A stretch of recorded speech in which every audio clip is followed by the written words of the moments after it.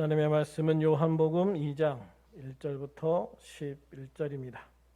사흘째 되던 날 갈릴리 가나에 혼례가 있어 예수의 어머니도 거기 계시고 예수와 그 제자들도 혼례의 청함을 받았더니 포도주가 떨어진지라 예수의 어머니가 예수에게 이르되 저들에게 포도주가 없다 하니 예수께서 이르시되 여자여 나와 무슨 상관이 있나이까 내 때가 아직 이르지 아니하였나이다. 그의 어머니가 하인들에게 이르되 너희에게 무슨 말씀을 하시든지 그대로 하라 하니라. 거기에 유대인의 정결 예식을 따라 두세 통 드는 돌 항아리 6이 놓였는지라. 예수께서 그들에게 이르시되 항아리에 물을 채우라 하신즉 아기까지 채우니 이제는 떠서 연회장에게 갖다 주라 하심에 갖다 주었더니 연회장은 물로 된 포도주를 맛보고도 어디서 났는지 알지 못하되 물 떠온 하인들은 알더라. 연회장이 신랑을 불러 말하되 사람마다 먼저 좋은 포도주를 내고 취한 후에 낮은 것을 내거늘 그대는 지금까지 좋은 포도주를 두었도다 하니라.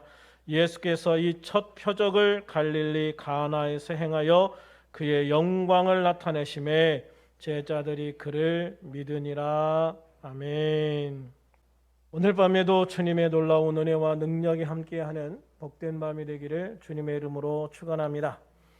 지난주에 우리는 요한복음을 통해서 나타나는 예수님의 첫 번째 기적인 물로 포도주를 만든 사건을 통해서 중요한 교훈을 함께 나누고 있습니다. 예수님의 이 기적의 현장을 통해서 우리는 먼저 초청을 거절하지 않으시는 주님의 은혜를 함께 나눴습니다.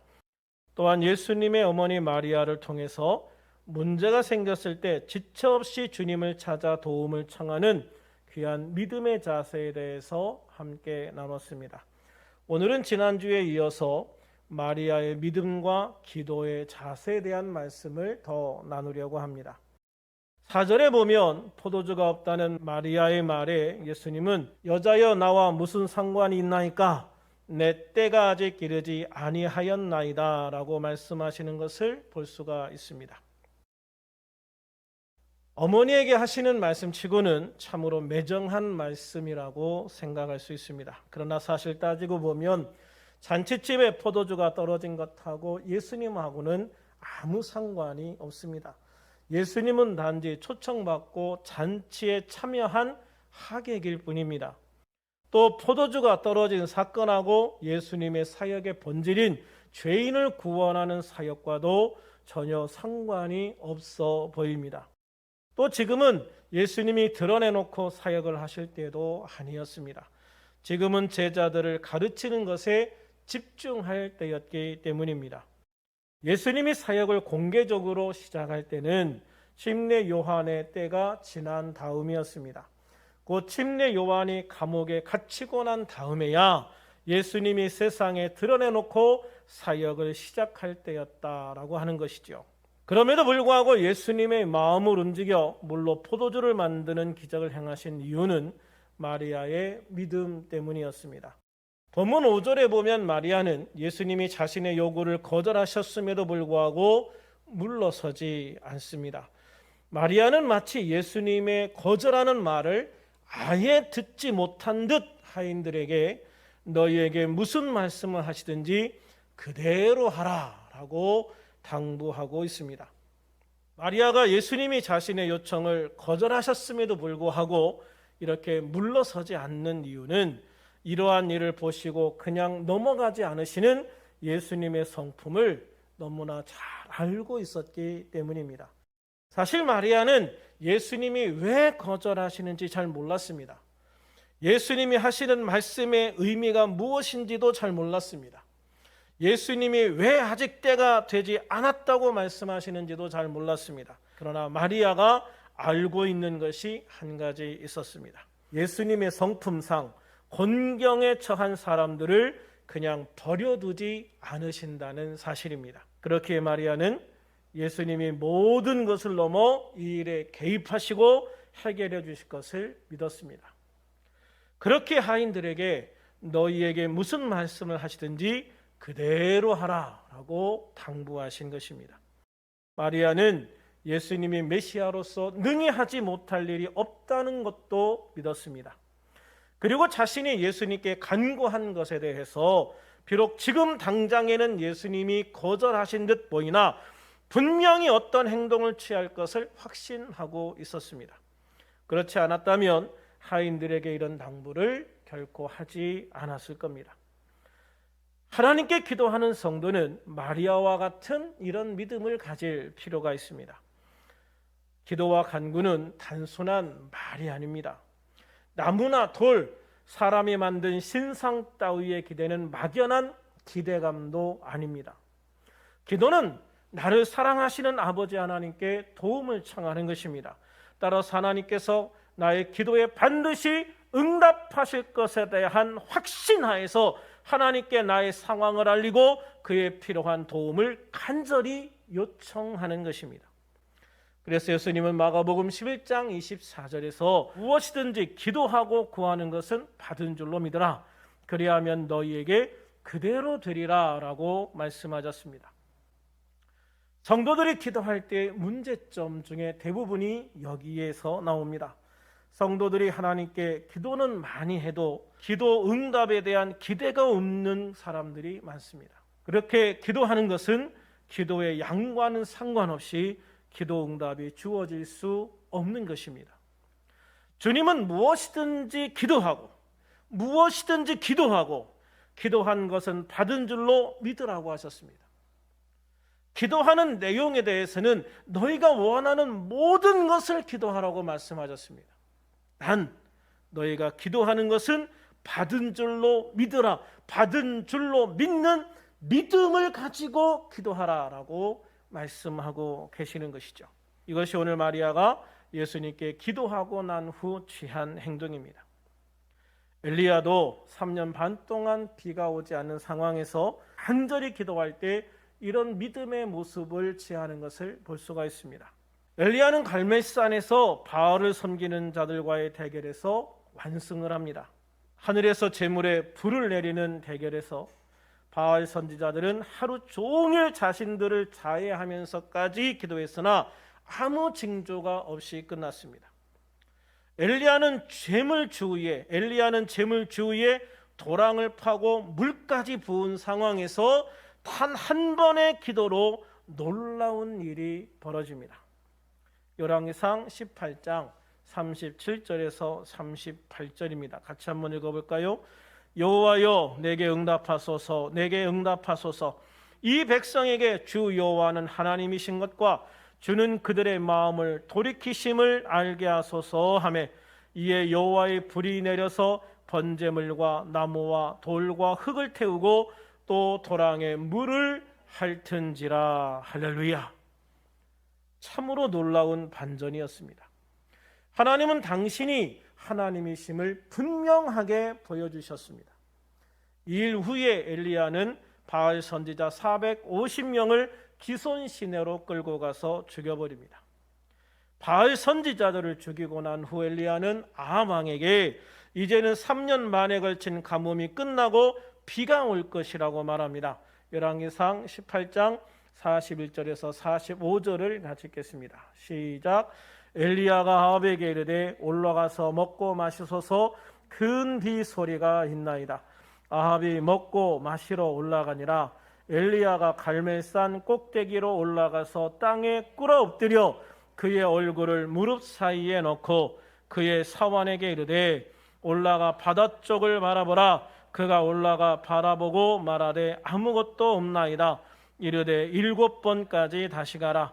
7번째 이르러서는 그가 말하되 바다에서 사람의 손만한 작은 구름이 일어나나이다.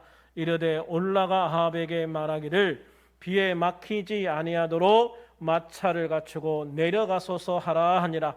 조금 후에 구름과 바람이 일어나서 하늘이 캄캄해지며 큰 비가 내리는지라. 아합이 마차를 타고 이스라엘로 가니. 여기에서 중요한 것은 엘리야의 믿음과 기도 응답의 확신입니다. 엘리야가 아합 왕에게 올라가서 먹고 마시소서 큰 비 소리가 있나이다 라고 말한 것은 자신의 생각을 말하는 것이 아니죠. 하나님께서 엘리야에게 큰 비가 오는 소리를 들려주셨기 때문이었을 겁니다. 엘리야는 하나님이 보여주신 것을 왕에게 말하고 엎드려 기도하기 시작합니다. 기도하고 사환에게 올라가 바다 쪽을 바라보라고 말합니다.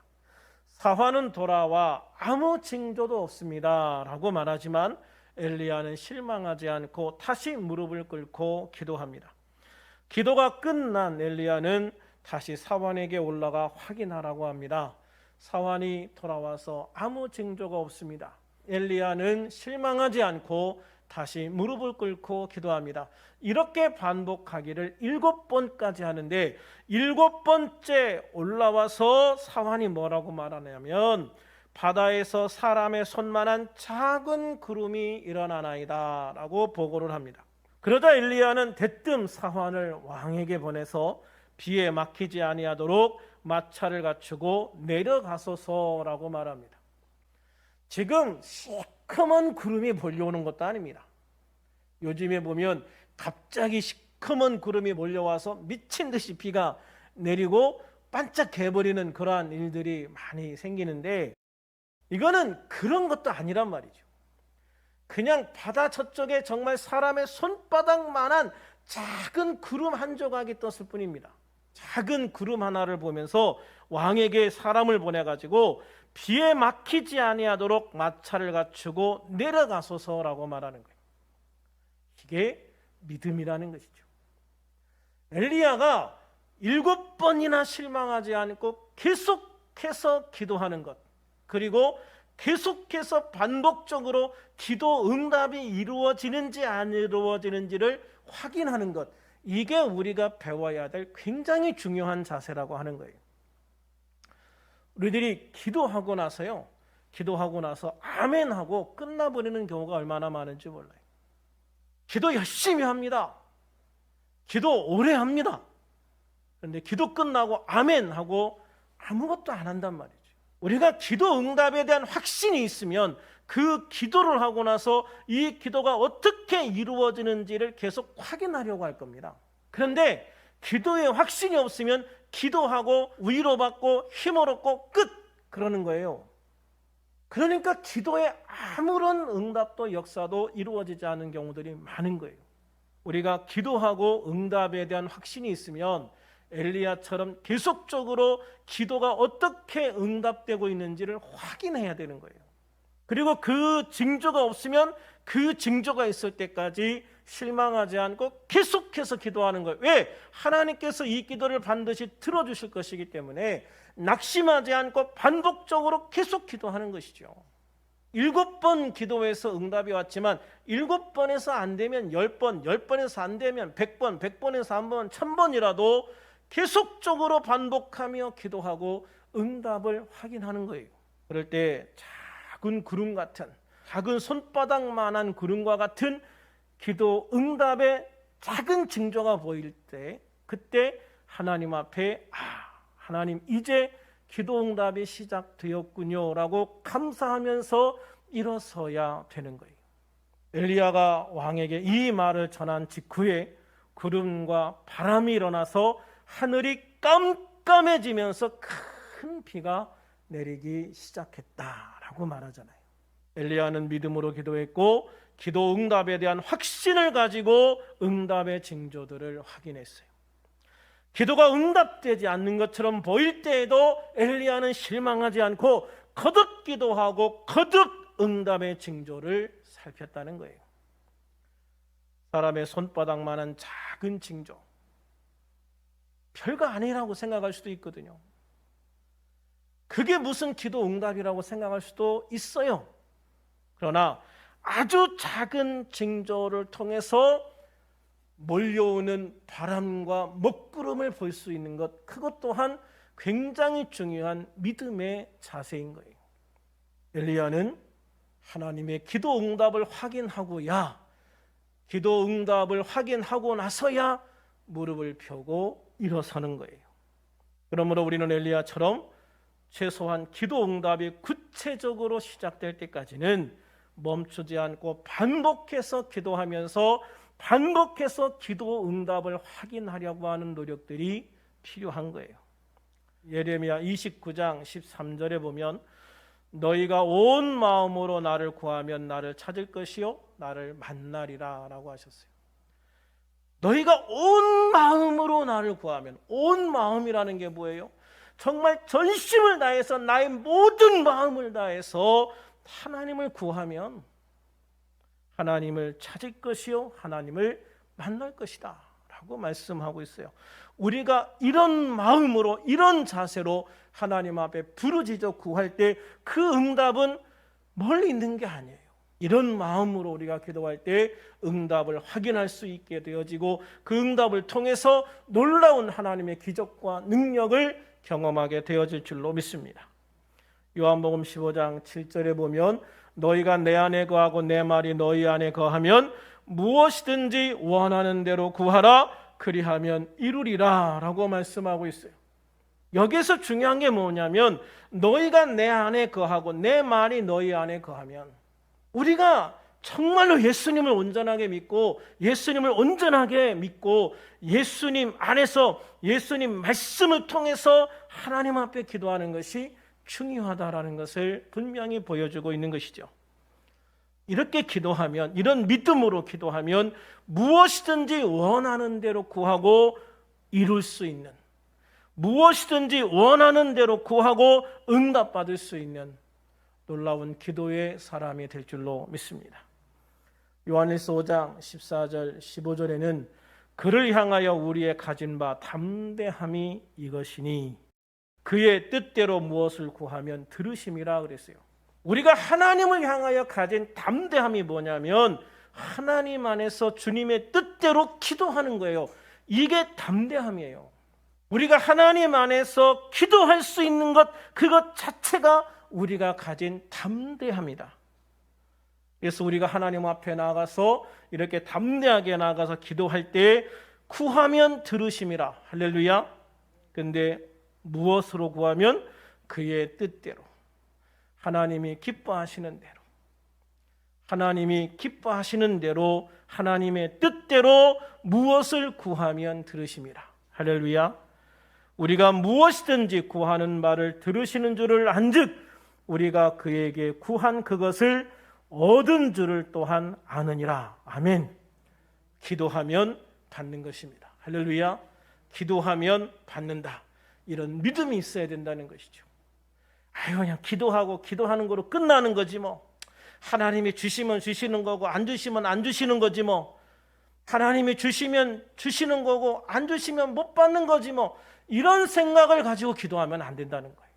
우리가 기도할 때 첫 번째 중요한 건 뭐냐면 내가 하나님 안에서 구하는가, 내가 성령 안에서 하나님 안에서 말씀을 가지고 기도하는가, 이게 첫 번째 핵심이고요. 두 번째는 내가 기도하는 것이 주님의 뜻에 벗어나지 않는가, 이게 두 번째 핵심이에요.